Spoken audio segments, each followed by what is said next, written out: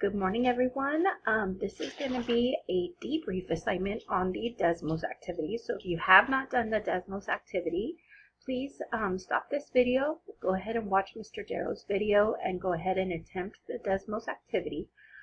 We do realize that there was a glitch in the programming, and that we were hoping that it would tell you how many cards were correct in each column, but instead it was talking about columns. So if a card was incorrect in a column, then they considered all of the cards in that column to be not correct. And so ignore that value at the very end, but you want to try and see if you can actually get all the answers correct.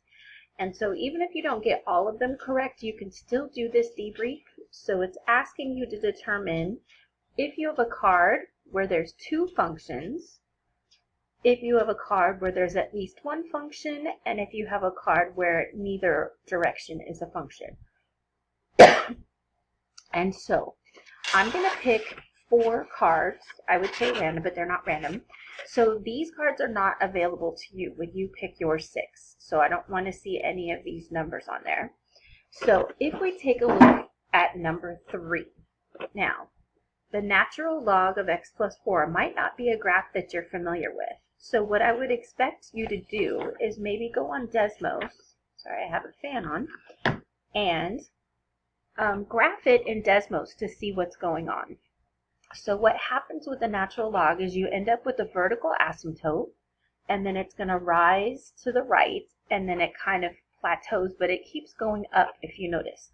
So when you have an asymptote, it keeps getting closer and closer to that asymptote without actually touching the asymptote. So if you notice, if we do the vertical line test, there is no x value for which there's more than one y value. So we can say that y is a function of x. So y is a function of x, meaning that x is in the domain, because for every x value,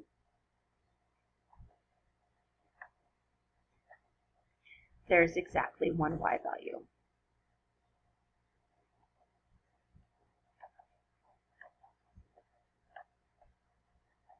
You could have also said that it passes the vertical line test, since we did do a graph. And so then if we want to test it for y, remember that Mr. Darrow said you could either rotate the graph and look at it in this direction where the y-axis is the horizontal, or you could just make sure that your line is perpendicular to the axis that you're trying to use as the domain. And if you notice, if I do what's called a horizontal line test, so do you see that for every y value, there is exactly one x value? And so that means that not only is y a function of x, but x is also a function of y, meaning that y is now in the domain. And that is because for every y value, there's exactly one x value.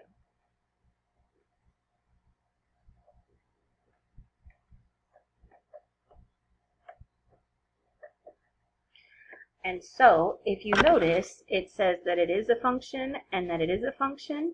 And so number 3 would go under the one where it says both of the relations are functions, whether you use x as the domain or you use y as the domain. All right, so if we take a look at example number 3, I picked square number 4. And so it says that a Ferris wheel turns round and round, and what is the relationship between the time elapsed and the height of a specific seat from the ground? So this was one of our questions in the variable quantities versus fixed quantities, right? So at a time of 0 minutes, you would be a little bit off the ground, and then as time goes up, you're going to go to the maximum, and then you're going to come down to the minimum, and then go to the maximum, etc., etc. So it almost looks like a sine or a cosine graph. And so this is going to be the time that's elapsed, and then this is going to be the height. And so if we let x represent the time and we let y represent the height, do you see that it does pass the vertical line test, that for every x value I have exactly one y value? And so that means that, look at my place here, it says that height is a function of time, right? So for every time value, there is exactly one height value.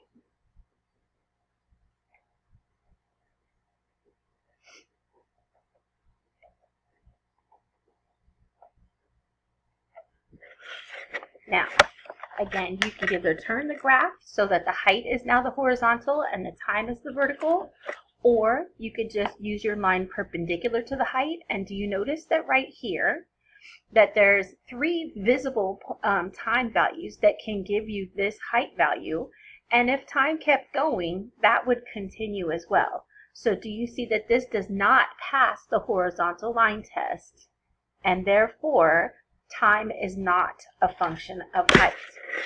So time is not a function of height because there are multiple, or many, we could say, time values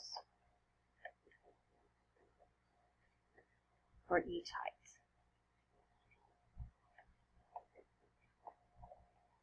Now, it doesn't have to be each height. There could just be one height value that has more than one time value, and that would make it not a function. So if you notice up here, it said only one of the relations is a function. So since the height is a function of time, but time is not a function of height, then we went ahead and put 4 in that box right there. So another example of that would be looking at question number 10.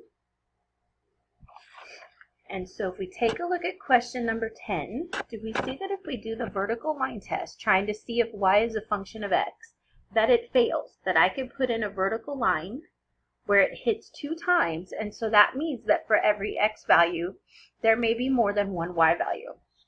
And so that means that y is not a function of x because there are x values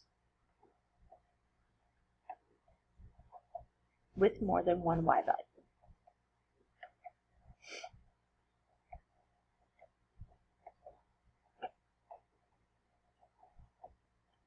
Okay? But if we rotate it so that y is the horizontal, or again, we look at it with the horizontal, meaning that my pen is now perpendicular to the y-axis, do you see that every y value has exactly one x value? So that means that x is a function of y, where y is now the domain. And that is because for every y value,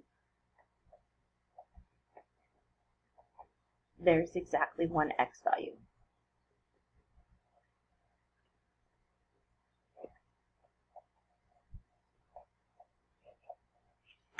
Okay?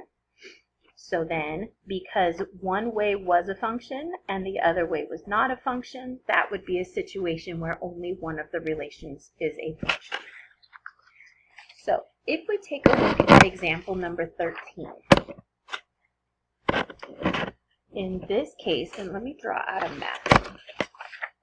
So for question number 13, we've got some repeats. So I'm going to go ahead and call this M, and I'm going to call this P. And so we have 4, we have 1, and we have 0. And then we have -2. Okay, I picked the wrong one.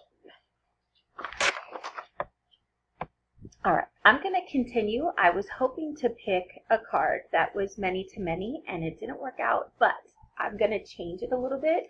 So this is no longer card number 13, so ignore that number. And what I did was I added a negative to the 1 and I added a negative to the 2 so that I could have this, actually I'm going to call this -2 here, and I'm going to call this -1 here just to make it even better. So I've got 4, 1, and 0, and I have the values -2, -1, and 0. So if we take a look, that means 4 maps onto -2, 1 maps onto -1, 0 maps onto 0, and then 1 maps onto -2, and 4 maps onto -1. Okay? So if you notice here, I have this 4 going to many numbers over here, and then I have 2 of these going to many numbers over here. So 1 is going to many numbers over here. And then if you don't believe me, you could draw this out and do all the points to show what's happening.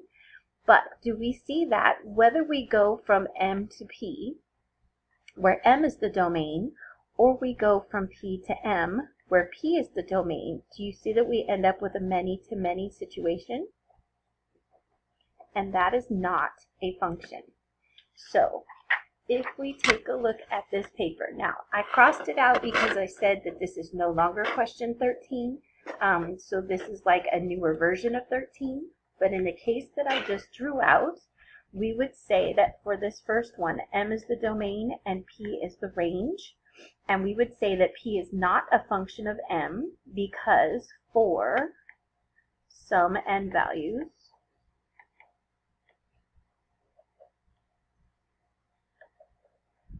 there are many or more than one p-values. And if I make P the domain and I make M the range, there are also values for P for which there are many M values.